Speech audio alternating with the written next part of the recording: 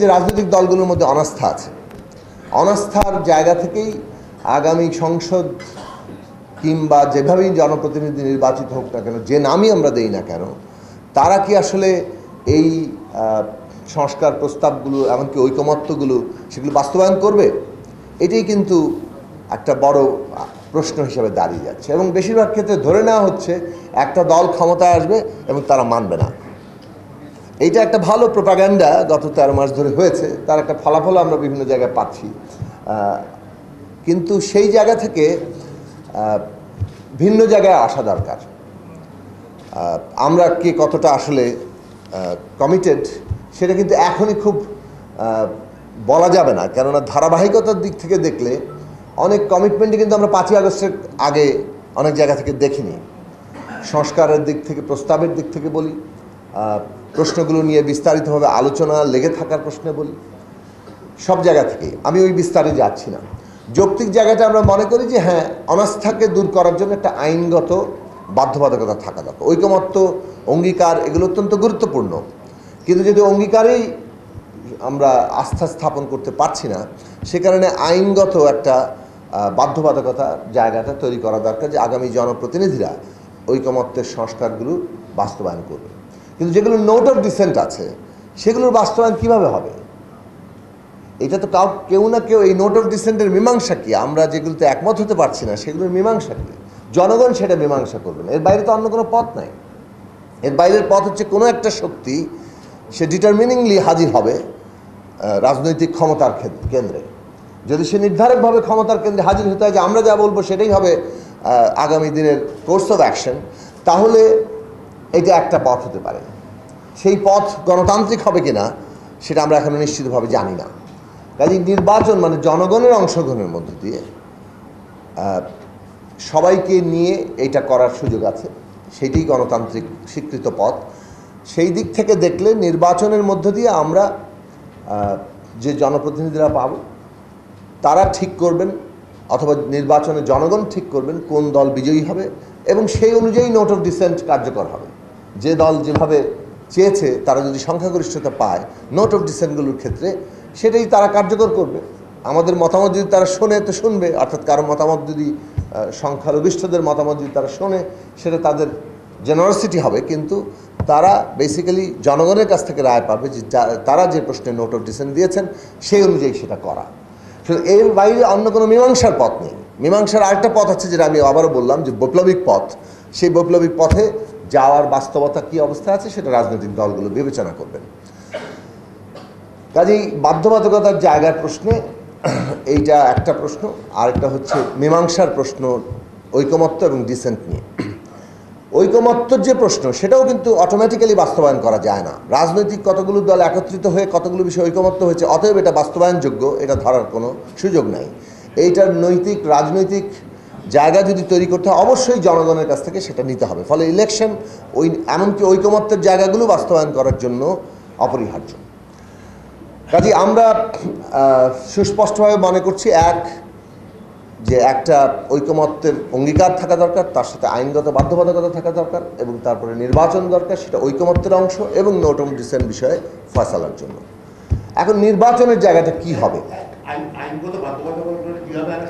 সেইটা আসলে বিভিন্নভাবে সম্ভব হতে পারে। যেমন সুপ্রিম কোর্ট এ বিষয়ে একটা ডিরেকশন দিতে পারেন যে আদৌ জুলাই সনদের আইনগত মানে কোনো বাধা আছে কিনা। এই জুলাই সনদ উইল অফ দি পিপলের যদি জায়গা, অভ্যুত্থানের জায়গা থেকে ধরে, তারা যেভাবে এই গভর্নমেন্টের স্বীকৃতি দিয়েছে তেমনি সেইভাবে তারা বলতে পারেন। অন্য কোনো উপায় অনুসন্ধান করা যেতে পারে, এ বিষয়ে বিশেষজ্ঞদের আরও কথা বলতে পারেন। কিন্তু খুঁটিনাটি যেহেতু উইল অফ দি পিপল আমরা বিবেচনার মধ্যে নিচ্ছি, উইল অফ দি পিপল সবসময় সাংবিধানিকভাবে লেখা থাকে না। উইল অফ দি পিপলের জুরিসডিকশনটা অনেক বড়, এবং কোর্ট সেই জায়গায় রাষ্ট্রের এবং সময়ের প্রয়োজনে সেই জায়গায় যেতে পারে। ফলে সুপ্রিম কোর্টের একটা ডিরেকশন হতে পারে যে এটা কোনো আইনগত বাধা নেই। আইনগত বাধার ডিরেকশন না থাকলে সরকার নিজে তখন কী ধরনের পদ্ধতিতে এর একটা আইনগত বাধ্যবাধকতা তৈরি করবে, একটা ফ্রেমওয়ার্ক তৈরি করবে, সেটা সরকারের হাতে থাকবে। এখন ফ্রেমওয়ার্ক মানতে কেউ বাধ্য কি বাধ্য না, এগুলো প্রশ্ন তুলতে পারে। মানতে বাধ্য কি বাধ্য না, এটা তো শেষ পর্যন্ত একটা মানে কন্ট্রাক্টের ব্যাপার। কেউ যদি কন্ট্রাক্ট ব্রেক করে তা আপনারা মনে করেন কেউ এখানে ক্ষমতায় মানে এইটা ব্রেক করে এই জায়গায় বাংলাদেশে আর কেউ থাকতে পারবে? এটা আমরা মনে করি যে এটা অসম্ভব ব্যাপার, যে এখন কন্ট্রাক্ট ব্রেক করে কেউ কোথায় দাঁড়াতে পারবে, গায়ের জোরে কেউ কোথায় দাঁড়াতে পারবে, এই জায়গাটা পরিস্থিতিটা সেই জায়গায় নাই বাংলাদেশের রাজনৈতিক বাস্তবতা। ফলে ওই বাস্তবতাকেও বিবেচনার মধ্যে থাকে। জনগণের যে এম্পাওয়ারমেন্ট হয়েছে, আমাদের ছাত্র তরুণরা যে একটা রাজনৈতিক শক্তি হিসেবে আবির্ভূত হয়েছেন এবং সেটা প্রায় নির্ধারক জায়গায়, সেখানে কোনো রাজনৈতিক শক্তির পক্ষে এখন এই রাজনৈতিক কোর্সের বাইরে গিয়ে নিজস্ব কোর্স চাপিয়ে দেওয়ার এই মানে এইরকম একটা সিদ্ধান্তে যাওয়াটা অসম্ভব ব্যাপার। তারা যদি যায় তাদের নিজেদের আত্মহত্যা তারা করতে পারে। আমরা আরেকটা প্রশ্ন গুরুত্বপূর্ণ মনে করি, সেটা হচ্ছে যে সংবিধান সংশোধনের ক্ষেত্রে জনগণের সম্মতি দরকার। এটা ঠিক যে একটা সংসদকে সংবিধান সংশোধনের একটা এখতিয়ার দেওয়া হয়, সাংবিধানিকভাবে সেটা আছে 2/3 থাকলে, কিন্তু আমরা যা করতে যাচ্ছি সেটা সংশোধনের অনেক বেশি, আবার ঠিক নতুন সংবিধান পুরোপুরি প্রণয়ন নয়। এটা একটা মাঝামাঝি জায়গা, মানে আমরা মৌলিক সংস্কার করছি। তো নতুন সংবিধান করলে যেভাবে গণপরিষদের প্রয়োজনীয়তা দাঁড়ায়, আর সংবিধান সংশোধনের জন্য যেভাবে একটা সাধারণ পার্লামেন্টই যথেষ্ট হয়, আমরা যেহেতু মাঝামাঝি একটা জায়গা আছি, অর্থাৎ বিদ্যমান সংবিধান আছে কিন্তু তার মৌলিক সংস্কার করছি, সেই কারণে গণপরিষদ কেন করা হয়? গণপরিষদের কর্তব্যই থাকে যে সে জনগণের এখতিয়ার নিয়ে একটা নতুন সংবিধান প্রণয়ন করছে। সংসদের কাঠামোগত দিক থেকে এটা কোথাও আলাদা হয়, আবার কোথাও কিন্তু আলাদা হয় না। ধরুন এই 300 আসনের একটা পার্লামেন্ট, এটাকেই গণপরিষদ বলা যেতে পারে, গণপরিষদ হিসেবে ঘোষণা দেওয়া যেতে পারে। কাঠামোগতভাবে এটা ভিন্ন কিছু হচ্ছে না, নির্বাচনে একই পদ্ধতিতেই হচ্ছে, কিন্তু আপনি যখন নাম দিচ্ছেন এটা গণপরিষদ, তখন এখানে যারা নির্বাচিত হচ্ছে জনগণ জানে যে আমরা এখানে পার্লামেন্ট সদস্যদেরকে নির্বাচিত করছি যারা একটা সংবিধান নতুন করে লিখবে। একইভাবে আগামী নির্বাচনকে যদি আমরা সংবিধান সংস্কার পরিষদ কিংবা সংবিধান সংস্কার সভা যেভাবে আপনি বলেন ঘোষণা করি, তাহলে জনগণ জানে যে এই সংসদটাকে আমরা যাদেরকে নির্বাচিত করছি তারা দুটো কাজ করবে। একদিকে তারা মৌলিক সংস্কার করার, সাংবিধানিক সংস্কার করার এখতিয়ার পাবে এবং সেটা একটা নির্দিষ্ট সময়ের মধ্যে, অন্যদিকে হচ্ছে তারা 5 বছর দেশ পরিচালনার দায়িত্ব পাবে। এই দুটো কাজ একসাথে করা সম্ভব এবং এইটার মধ্যে দিয়ে রাজনৈতিক বিতর্কেরও একটা নিরসন হওয়া সম্ভব।